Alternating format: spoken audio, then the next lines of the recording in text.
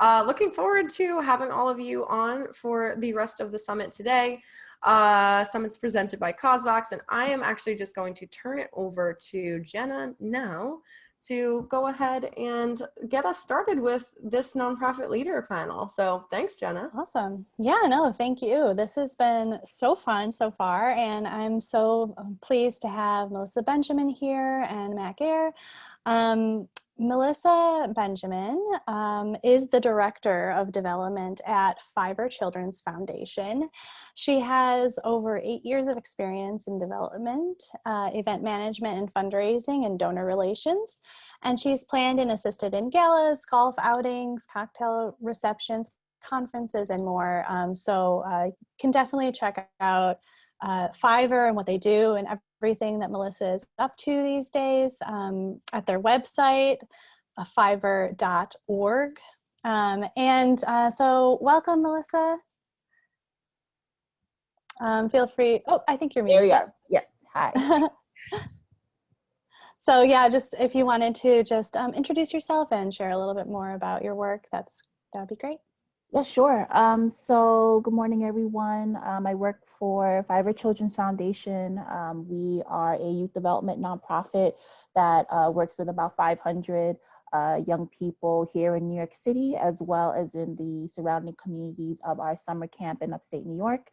And so we focus on social emotional learning. So everything from how to deal with peer pressure to time management when it comes to planning for post-high school life and what that could look like, high school access, college access for our youth and our families. We just finished celebrating our 20th anniversary.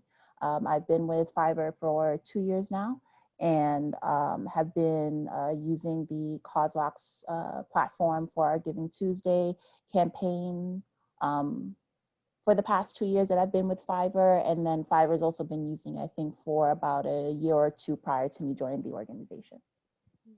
Okay, great. Yeah, thanks. And we're gonna dive into that campaign as well a little bit later. I also just want to extend a hello to Matt Gare, who's online as well.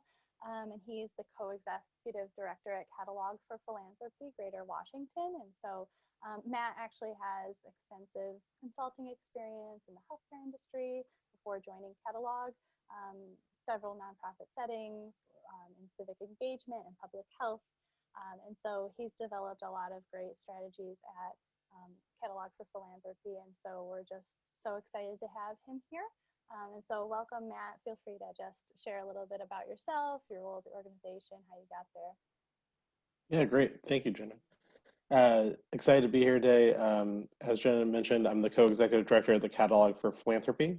So we're a nonprofit ourselves that focuses on raising awareness and building capacity for nonprofits in the DC region, and increasingly building capacity for any small nonprofit anywhere. The campaigns we'll be talking largely about today are kind of Giving Tuesday and Giving Tuesday Now campaigns over the last year, which is we joined with CauseVox last year for our Giving Tuesday campaigns, where we're doing something a little different. We're not raising money for ourselves on those days, but we're raising money for over 200 small nonprofits in the DC area. Great, excellent. And so thank you for sharing more about that. I got some notes that I'm a little soft right now. Hopefully you can all hear me pretty well. I'll just put my microphone close.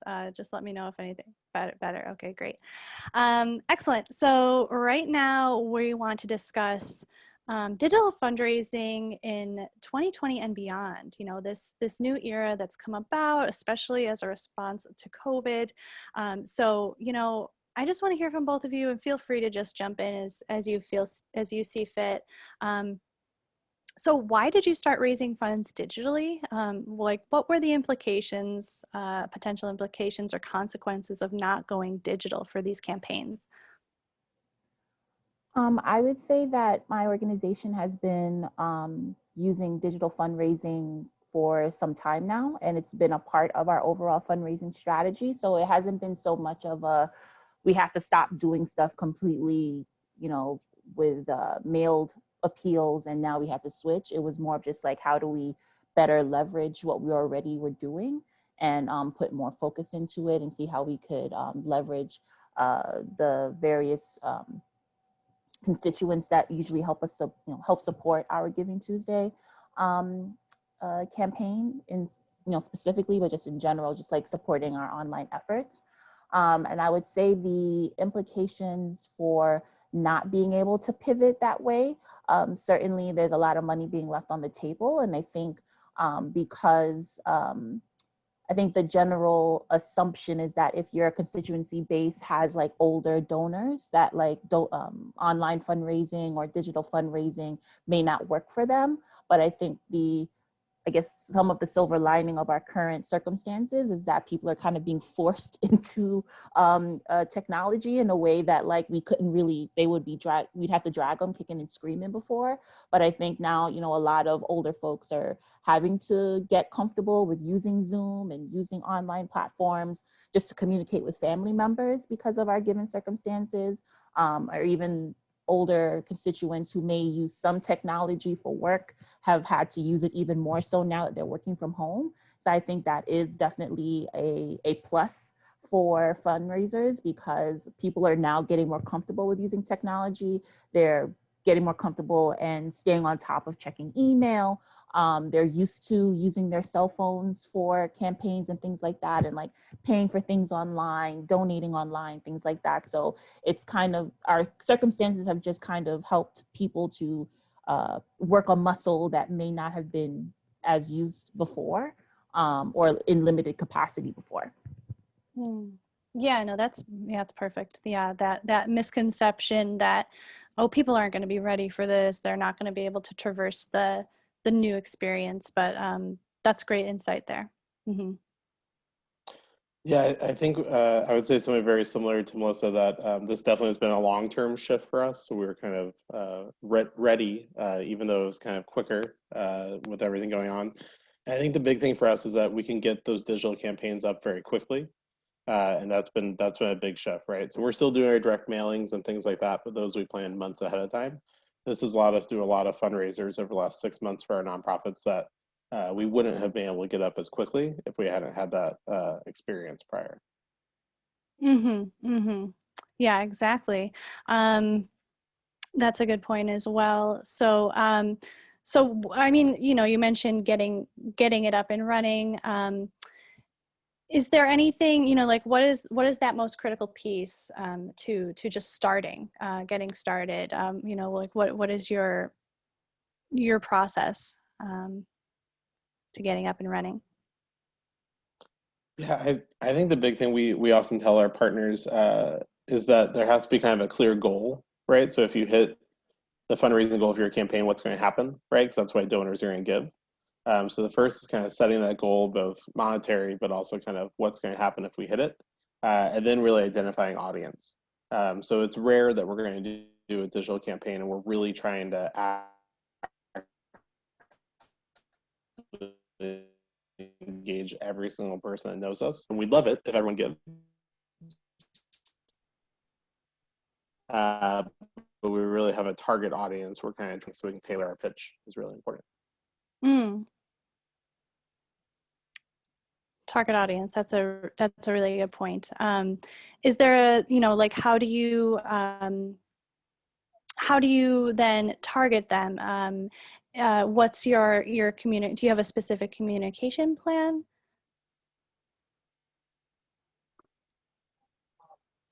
Yeah, so we often are then thinking about how do we reach out to them with messages we think they're going to care about. The two big things we see donors care most about right now are a sense of community and a sense of impact, right? Because everyone's feeling isolated and feeling that they can't do anything. So really thinking about, for that audience, how do we connect them with a sense that they're doing this alongside others, and a sense that they're making a difference if they give. Perfect. Yeah, that storytelling element is really, really important. So yeah, I guess I want to, also dive into the success of your campaigns. So can you tell us, what happened on the day of, or what, when you launched your campaign? how did you, when you're engaging fundraisers to participate in your campaign, how did you identify those participants, recruit them to fundraise, and prepare them for success? For our organization, we actually start relatively early. Last year, we started having conversations with people early October for our Giving Tuesday campaign. So we typically, for our Giving Tuesday campaign, we'll ask individuals to sign up and set up their own individual fundraising page that connects to our main fundraising page. And so we started recruiting for people to start doing that in early October, which seems a little bit early, but it was just kind of like we wanted to start asking people and letting them know that like the next step will be like in the next couple of weeks, we'll send you the information on how to sign up for your page. So we reached out to our board of trustees, we reached out to our young professionals committee, and then we also have another kind of similar group called our advocates committee, but again, another group of engaged volunteers, and then also our alumni, as well as our organization staff.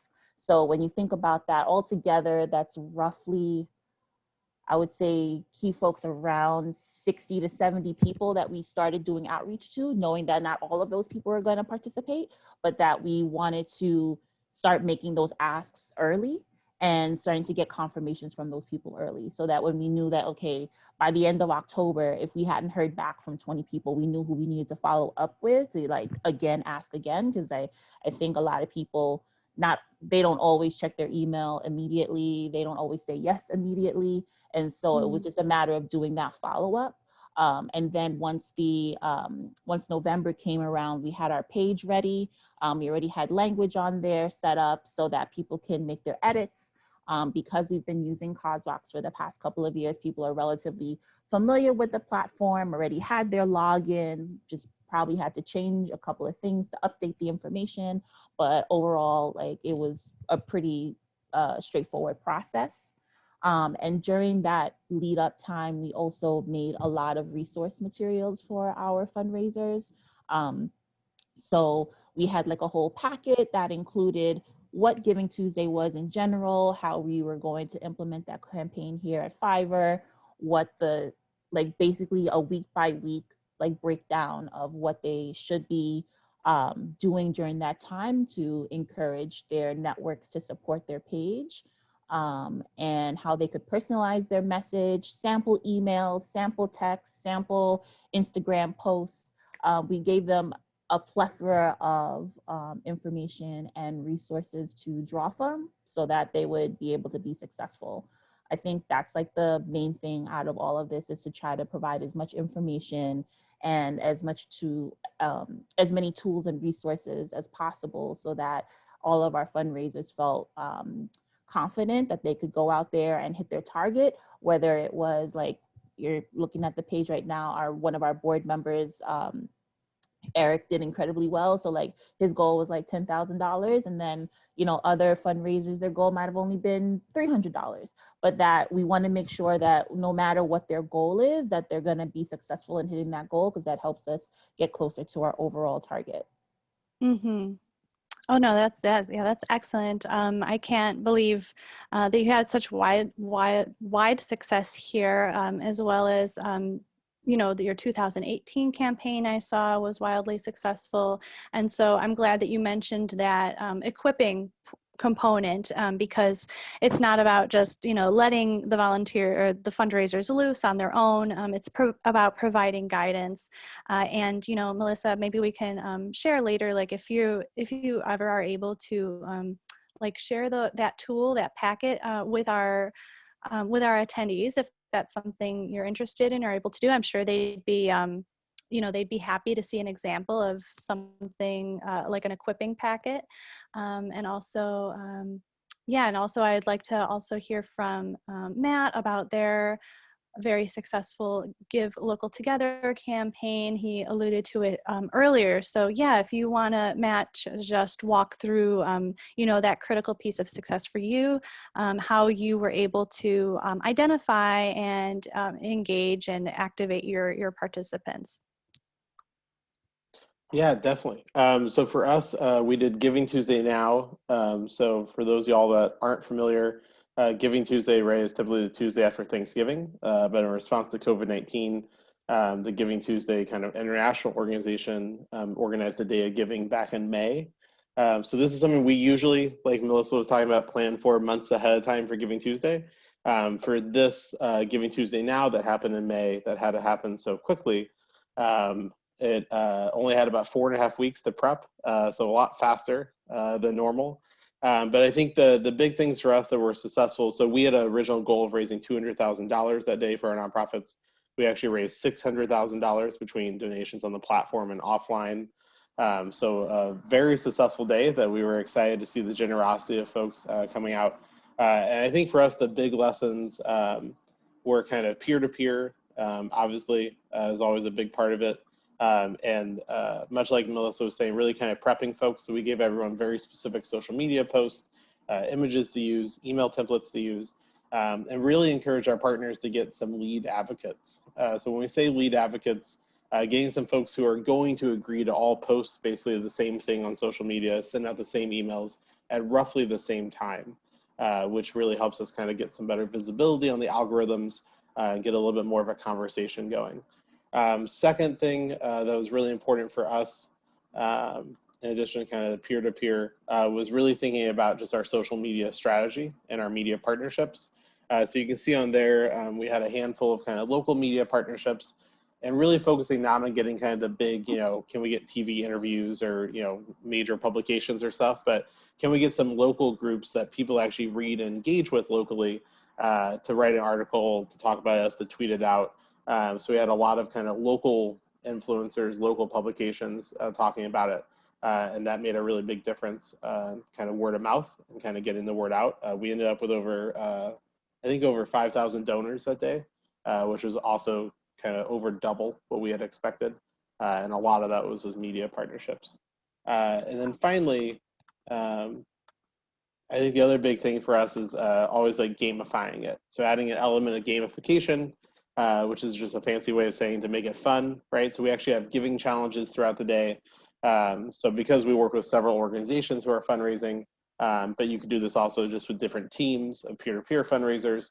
Whoever got like the most donations in an hour won an extra $1,000, right? So we just got a little bit of money to do some prizes for that to encourage some kind of friendly competition. And those power hours, we did 4 across the day. So kind of the giving challenge during that hour actually raised over half of how much we raised that day. So it accounts for a big part of what we do across the day. So some type of match, giving challenge, contest can really motivate folks, and especially those lower level donors. They feel like their donation's going a little farther. Yeah, excellent. I was actually going to ask both of you and Melissa, because this is a Day of Giving campaign, I was so curious how you were able to get everyone to so many individuals to donate, or potentially, all of your fundraisers to promote for that day. Like how did you get all the funds coming in through a 24-hour period? Was it in the communications in that equipping packet? Was it just on just on the campaign site, or was there multiple multiple areas of information where they were communicated, like, oh, this is a 24-hour period? Yeah, how did you motivate them to raise funds within a 24-hour period? For us, we have found that, or at least the feedback that we've gotten from our fundraisers, is that it's pretty challenging to try to make some noise in the fray, especially on Giving Tuesday, Fall Giving Tuesday.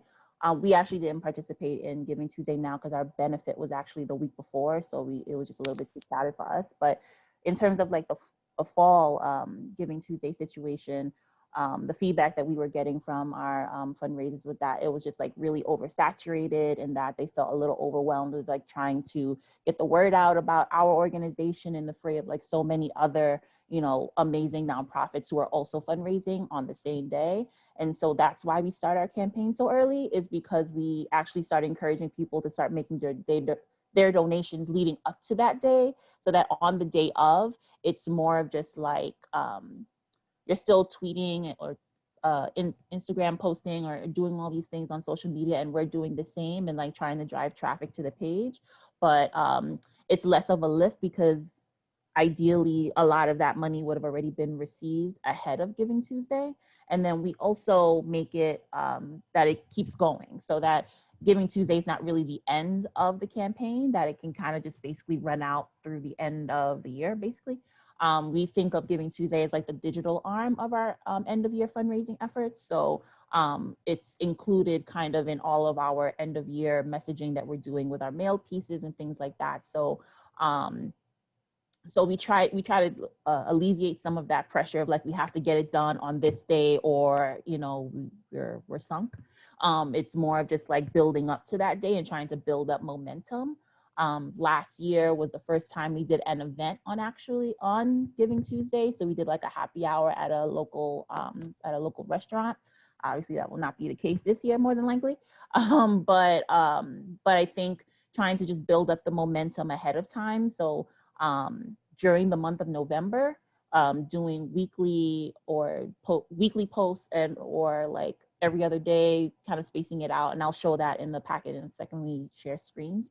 But trying to space it out and continue to remind people ahead of it, so that while people will probably be giving to other nonprofits on actual Giving Tuesday, they've already given their 25, 50, whatever they're going to give to us on November 10th, then we're already checked off their list. And so it's not this pressure of like, now I have to give $25 to Fiverr, I have to give $50 to this, I got to give $100 to that. So that's what we have learned over time, of just like trying to take the pressure off of our fundraisers, but also on their networks, which are being like obviously inundated with a lot of very worthy causes, and how to, you know, help make them successful as well. Mm-hmm. Yeah, that's a great strategy. Yeah, I didn't realize you actually had it leading up, but that's really critical too. I don't know if Matt has a different experience for his campaign. Yeah, so we do open it ahead of time. We encourage our fundraisers to try to raise somewhere between 20 and 40% ahead of time, because that allows folks then, when they see it day of, that there's already some progress, right? And they feel like they kind of want to jump on. But the majority we do raise kind of within those 24 hours. And I think the biggest thing for us really are those kind of giving challenges and adding a little bit of urgency to it. So folks are prepped ahead of time with materials. We actually even give them specific times to post or send emails. So it really is just kind of a behavior they have to do that day. They don't have to do much thinking about it if they're sharing it out. And then for people responding to it, I think it really is some of those different giving challenges, contests, kind of prizes, and total across the day, we're talking like maybe like $6,000 or $7,000. So not a lot of money, but even a little bit gets people really excited to try to win. Mm-hmm. Mm-hmm. Perfect. So yeah, I guess now that we kind of discussed the motivation of your fundraisers, I've stopped sharing my screen in order for both you, Melissa, and Matt, if you have any graphics that you want to share with us as we dive into more of the financial logistics of your campaigns. I'd like to just start by asking, first of all, how you were able to reach your goals through the customization of the CauseVox donation form / and or the customization of the campaign site. For us, I would say I've found that CauseVox is helpful because the company that we use for our general donations all year long, they do not offer donors the opportunity to cover credit card processing fees. And so it's really important for us to be able to have that, and it helps helps us obviously be able to receive as much of a donation as a person is intending to give. And especially because a lot of the donations are smaller amounts. So if someone's only going to give $10 or $20, that will actually be receiving the full, $10 or $20 because they've paid the, in that case, the 75 cents or the 25 cents or whatever it's going to be, in order for people to feel like their gift is going the full way that they wanted. So I found that to be helpful. Obviously, we're able to put what each level can help support if they give, $100, $50, whatever the case may be. So that's really helpful. And we have had a couple of people, we've always left on the monthly reoccurring just to kind of see if it, it's not something that we necessarily push in Giving Tuesday because there's a lot of one-time, one-off donors. But we have had a couple of people ending up signing up to be a reoccurring donor at $10 or $20 a month. And that's something that we definitely want to explore this year going into next year, of like how we can start to build some sort of monthly donor program. So that's still kind of in the works, but we are trying to figure out how to do that. And certainly knowing that CauseVox has that capability is something that we'll explore to see if that would be the best fit for us in terms of gathering that information and being able to process that on a monthly basis. And I'll also say that just in general, the building, like I'm not a website maven by any stretch of the imagination. Like I could get it done, but it's not my thing. But knowing that like it is relatively simple and straightforward to set up those pages, to put in the text, like for our main campaign page, obviously that's the information that's feeding to everyone's individual page when they're setting it up. So being able to drop in photos, add in our like video from our YouTube channel, to do any of those things, edit text, all that kind of stuff is really simple and straightforward to do. And being able to pull reports also has been really helpful for my team, and just like doing the data entry afterwards to get that into our database and whatnot. We found that to be easy. It's connects straight to our Stripe account. Like I feel like it's pretty streamlined, and especially in a busy time of year when we are processing a high volume of gifts. Anything that is going to make our lives a little bit easier is certainly helpful. And so that's why we have stayed with CauseVox with our various campaigns. Awesome. Well, I'm so glad to be working with you guys, and it looks like you've done some great work so far, and we are looking forward to the future too. And so, yeah, Matt, I want to open it up for you to respond as well. Yeah, I was just going to quickly say, I think the other thing that's really easy to use is for the donors. It's very quick to make a gift. And that's one of the big things we were looking for, kind of the same way as it is on our site. That's quick. We wanted this platform to be, pretty fast for donors, especially if they know who they want to give to, or the campaign they want to give to. They want to get in, especially on a day like Giving Tuesday. It's so busy, like we've been talking about. Get in, get out, right? Make that gift pretty quick. So we really appreciate that. And then just overall the visual design. The easy to add photos, videos, we see that as just vital for any type of engagement. So that's one of the big things we appreciate about the platform. Awesome. Well, we're so happy to be able to serve your organizations in this capacity. So yeah, in terms of reaching your target numbers, had you seen an increase in your return on investment with CauseVox? And if so, are you able to share any metrics with us in terms of those finances? And so just feel free to jump in. Yeah, for us, our best Giving Tuesday campaign pre-CauseVox had been a couple years prior at about 420,000 data for our partners, and that actually increased last year to over 675,000 the first time using CauseVox. And we heard pretty directly from partners and their donors that it was because it was an easier to use interface, really quick and clean, easy to share out. So kind of about 150% better than we'd ever done before, about a 200K increase. And I think the big thing we saw there was the peer-to-peer really driving that. So peer-to-peer before had been pretty spotty on some of the other platforms used, and actually accounted for kind of 25 to 35% of what we raised that day. And was kind of the big change for us from kind of previous platforms that we appreciated. Excellent. Great. So I also want to just because again we're in the wake of COVID-19, we're trying to prepare for campaigns like both of yours moving forward. So I was hoping you might both be able to share about your upcoming plans for 2020 and beyond, as we titled this webinar session. So what are your upcoming plans? What are your specific tactics for cultivating fundraising for the future?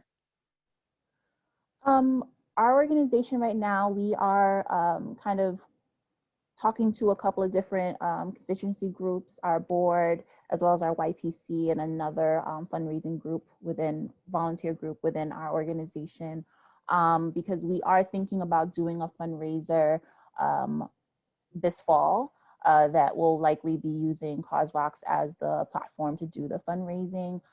It'll be a family-friendly event. We typically used to do a basketball tournament in the fall that was hosted by one of those groups. And unfortunately, we won't be able to do that this fall, but we're thinking about how we can pivot to doing that online.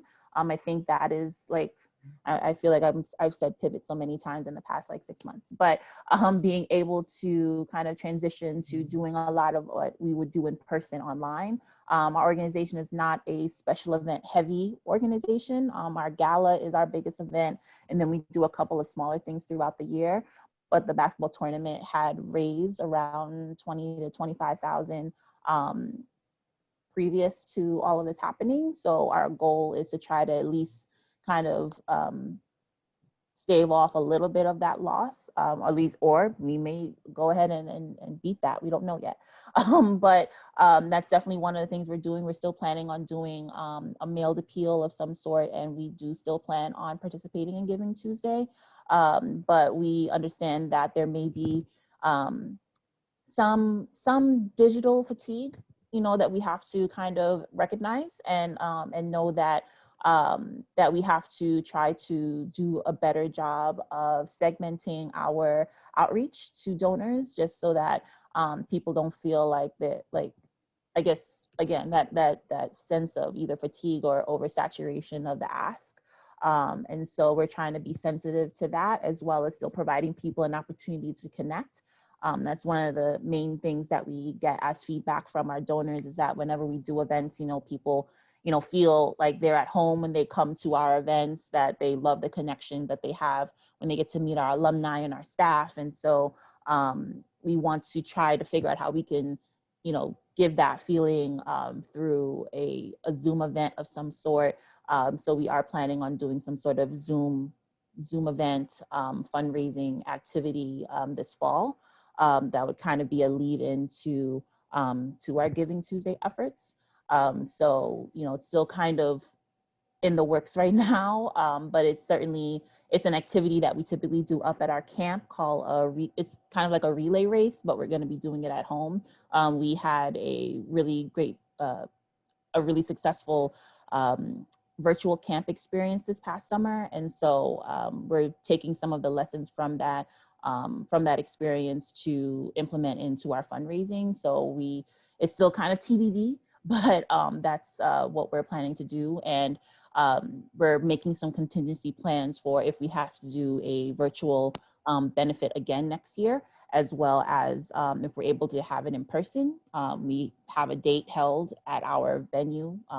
We were able to move our deposit from this year to next year, but whether or not we'll be able to do it in person next spring depends on a lot of things.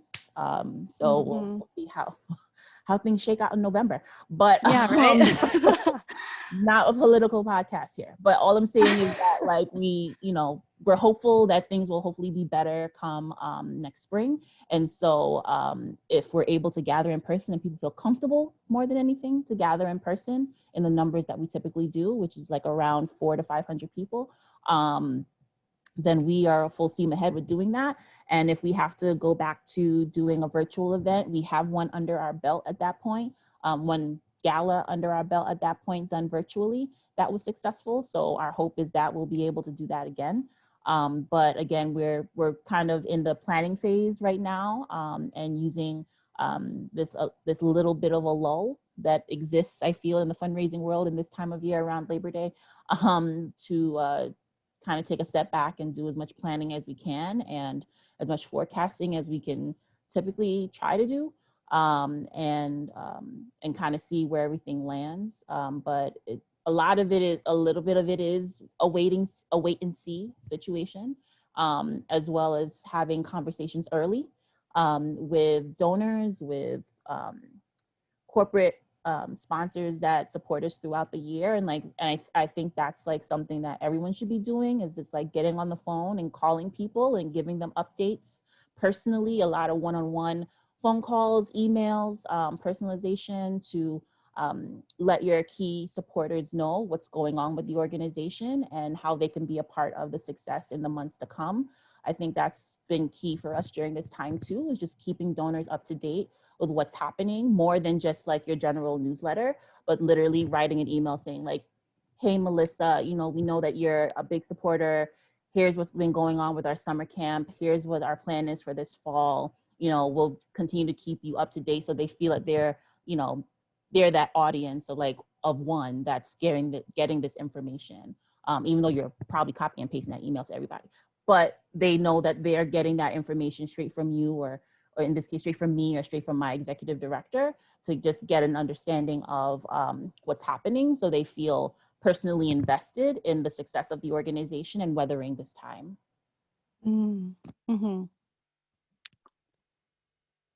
Yeah, and I think for us, it really is kind of that last piece on stewardship and cultivation for the next 6 weeks, especially. We want to make sure going into end of year and Giving Tuesday, the community is kind of already aware of what our organization has done, right? So we don't have to explain that necessarily. We can just then talk about it towards end of year. And one of the big things with that we've been telling partners too is that a lot of us probably did work before that was pretty straightforward, right? So even if you don't know the exact details or the special sauce that makes it amazing, if like you say, as Melissa just was like, I run a summer camp, I sort of know what that means, right? Because like I went to a summer camp, or I sent my kids to summer camp or whatever. But now saying like I run a virtual summer camp, no one's ever been to one before, right? So we have to tell that story a bit more to explain it, because the donor is like, I don't actually know what that means, right? To do that or to teach kids, or X, Y, or Z. So a lot of our work is different than it has been. So telling that story is really important right now for the next 6 to 8 weeks. For us, there's going to be a really big focus on peer-to-peer, more so than usual, because that's the one thing we've seen in fundraising actually be very successful since the start of COVID. Anytime we're doing disaster fundraising, people typically turn towards organizations they already know, right? Because like all of us, if we're scared, we look at the familiar. That's what donors do during kind of a crisis. So peer-to-peer is actually one of the best acquisition strategies for donors. Getting new people in the door right now is really hard for most of us, unless we're a frontline organization. So if we're not a frontline organization, peer-to-peer is one of the better individual donor acquisition strategies we have. So that's going to be a big focus of ours in getting those peer-to-peer leaders kind of ready to go early, and even more so than usual, giving them those equipping packets and kind of tools and templates and tricks and everything else to use, because we know that they're going to be busy, right? Just like all of us, they're going to have a billion things going on. They have a lot of things in their mind, so we want to make sure we make it as easy as possible for them. Yes, exactly. Thank you, Matt. And that's just such great insight from both Melissa and Matt. Melissa, when you mentioned that the point about the flexibility of pivoting from either in person or maybe you're going to have to transition fast to that digital platform again, that virtual event instead, and also to now more than ever make sure communication is front and center, happening regularly. Remote, through all of your email channels, or if you're doing mail, that's fine too. And just making sure communication is consistent. And then also, as Matt said, explanation, providing more one-on-one insight with your fundraisers, with your key supporters, with those stakeholders in your company, over explaining is not a problem right now. We need to be clear now more than ever. So thank you for those really important insights as we just continue to navigate the digital landscape moving forward. And so I do want to turn it over to questions. And if individuals have been queuing in some questions, I think in the Q&A panel, if you have any more questions, definitely use the Q&A at the bottom before we open it up. Before we open it up and for questions. And right now, I do just want to ask one last question. Last piece of advice, what advice do you give to similar organizations trying to adapt a digital fundraising strategy? I would say just go for it. Like, I think if I got this I got this piece of advice from another fundraiser, but like, if you believe in your mission, and like, that's literally that all that matters. Like, if you believe your mission is worth fundraising for during this time, I think a lot of, especially those of us that might work at an organization that's not a frontline organization, or not direct, like, you're not, you know, focusing on food insecurity, you're not focusing on housing issues, or you're not focusing on like some of the, you know, key pain points that a lot of people are experiencing right now because of COVID. If you're not in those spaces, then maybe your thing is not as important. You know, I do an arts program, or I do something related to sports, and like, I don't understand, you know, I don't know if people are going to be as excited about wanting to support mine over, you know, a food bank, right? But like, your organization still matters, your organization's work and your mission matters. And so I think trying to steel yourself in that, and knowing that like, the work that you do and the people that you serve matter, still in this space. Like, even with everything going on, like, art and music is still a great, you know, asset to people in trying to, and definitely for me, for self-care. But I think in general, like, people still want to see beautiful things, they still want to be active in sports, they still, you know, want to do a very many things that that nonprofits are in the space of, that are still just as important as all those other things too. So I think, one, making sure that like, you still are advocating for your mission, and making sure that like, the people that support your organization, for the most part, the choir is still always going to be there. So I think, you know, starting small, like, if you've not done a digital, like, put your effort into, whether it's Giving Tuesday or something else, you know, maybe you haven't really done a digital push for your end of year appeal. Let's say you're not doing Giving Tuesday, for example, and you're just thinking about end of year stuff, that you've not really pushed it, maybe just blast email here and there.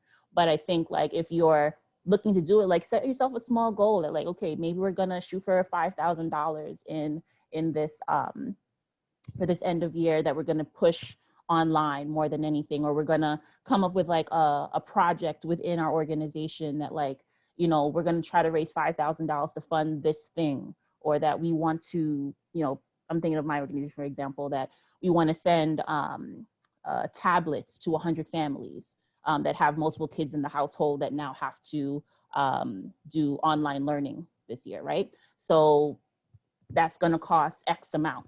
So this is what's going to be a part of our end of year appeal, that we're trying to do this special raise for, you know, this amount, or back to school, maybe not that late, whatever, you know what I'm saying? But like, that we want to do this $5,000 push because we want to get 100 tablets to 100 families to assist with the fact that there's multiple kids in the household that have to all do online learning at the same time, right?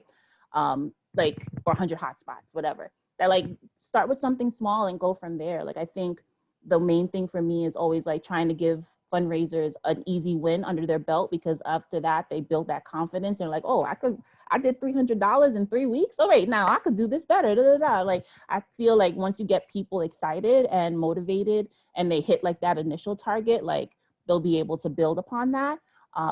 Our main fundraiser there on our page that raised like $10,000, he didn't do that the first year.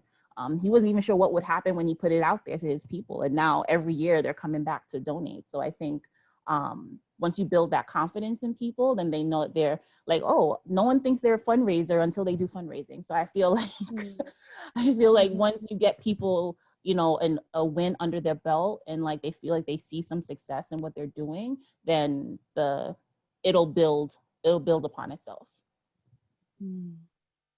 Thank you. Yeah.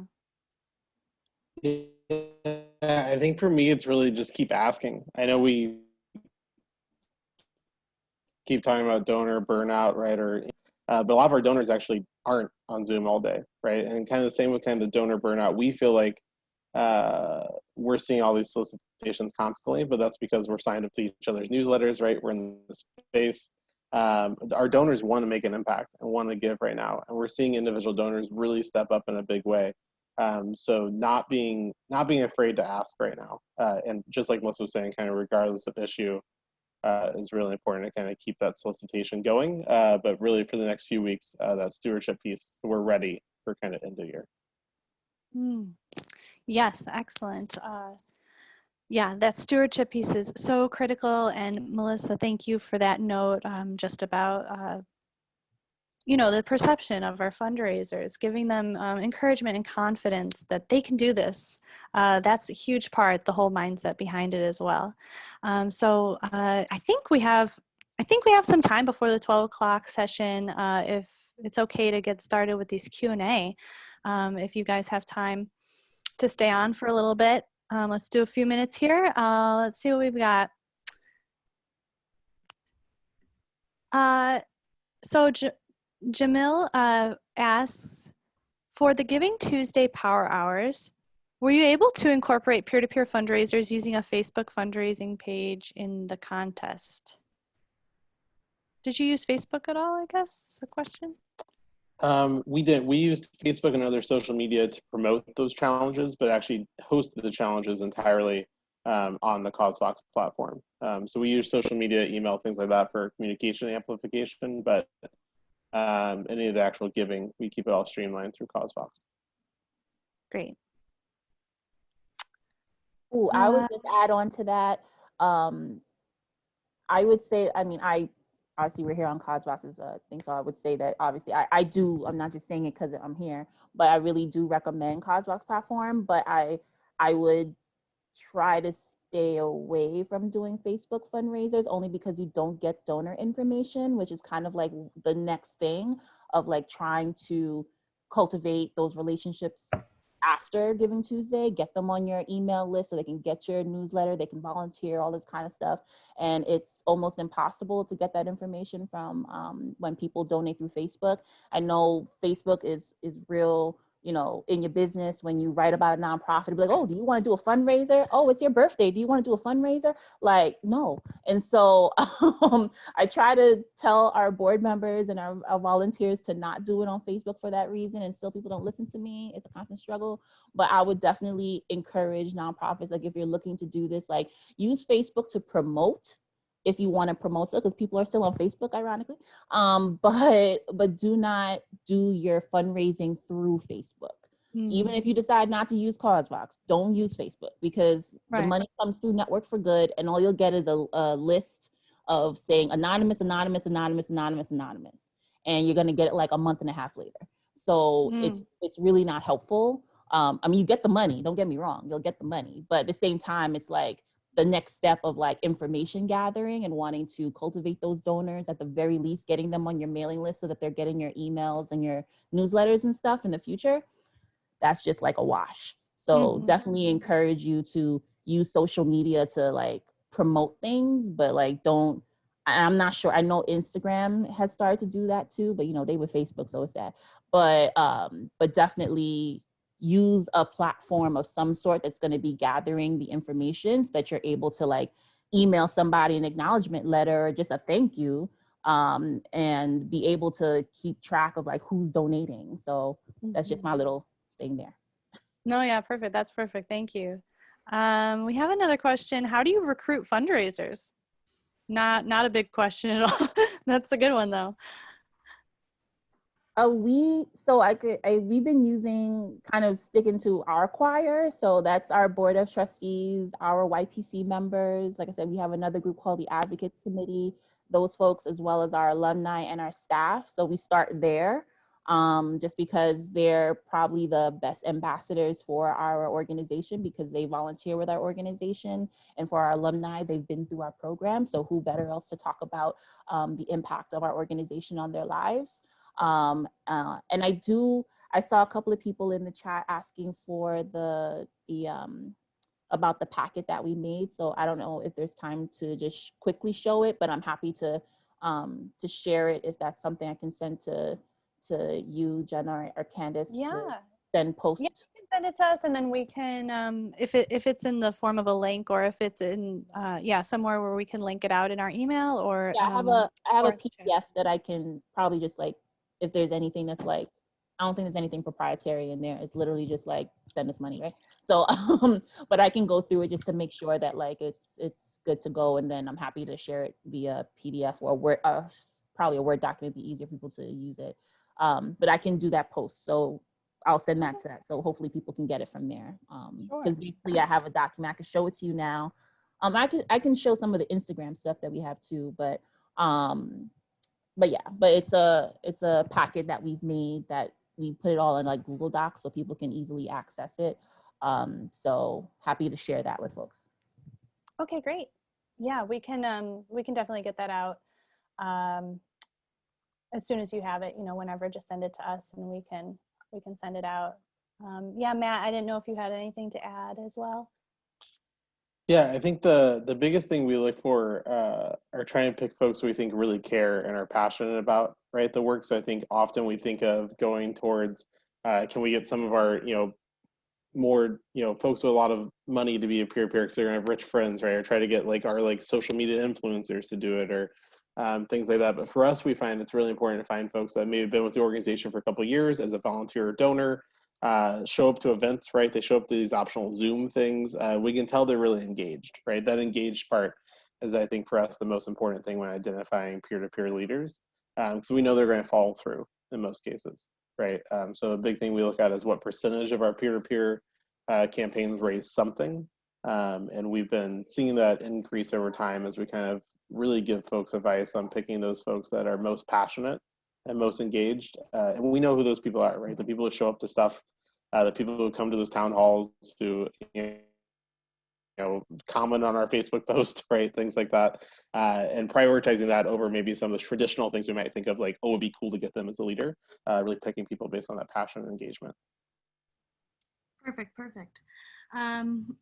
Let's see. How often do you suggest asking for donations, Melissa and Matt?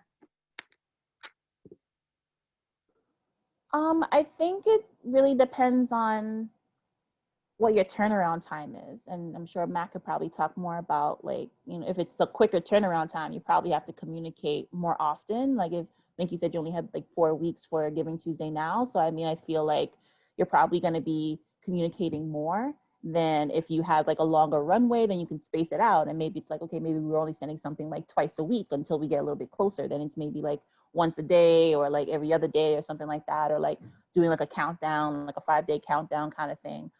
Which we've done as well too. So I think for me, it definitely depends on like what the timeline is. But I would say if you have a longer timeline, then you can use the lead up to like educate people about your organization, where the money would be going, about the campaign itself and the why behind it, and then kind of gearing people up for like the excitement of it, of like, we reached 50% of our goal, or like we got this, corporate match that now if you do this, whatever, like those kinds of incentives to giving. But and then when you get closer, obviously you might be doing a cadence that's a lot more frequent. So that's what we've typically done with our campaigns in general, whether it was Giving Tuesday or other ones, that we would use the time in the beginning to educate people about what it is that we're doing and the why. And then as we get closer to like an actual date, let's say, like in terms of Giving Tuesday, that we're giving updates so that it's like, we've hit halfway of our goal, or we have secured this match, or like giving people news that's timely. Yeah, I think overall we typically advise folks to kind of stick to kind of 3 or 4 major campaigns throughout the year, right? Because we don't want to feel like every month is like, hey, we have this huge new urgency around stuff. During those, for email campaigns, we typically advise folks to keep those to a month. Maybe do kind of 5 emails across the month around that. For Giving Tuesday, kind of similar to what Melissa was saying, a lot of engagement prior, talking about it kind of at least once or twice a week on social media for the month prior. And then day of, usually we kind of put a solicitation out there kind of day before, and then anywhere from 5 to 7 times during the day, just because on social media, especially on Giving Tuesday, there's so many posts going on. It's not like folks are going to see all 7 of those, right? Maybe if I'm lucky, they see 1 or 2. So posting kind of more often. Once again, for us, it feels like a lot, right? We're like, all I'm talking about is giving us money on this day. But for our donor, they probably only see it a handful of times, and they probably see it whether glancing at it, doing something else. So it's important we're kind of getting that message out there to the point that we feel it's annoying, because for them it probably feels normal.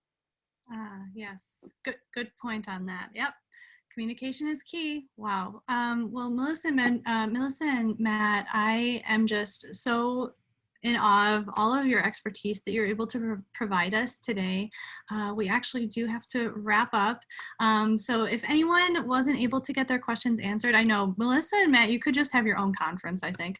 But but if you didn't get any of your questions answered, please email us at support@causevox.com.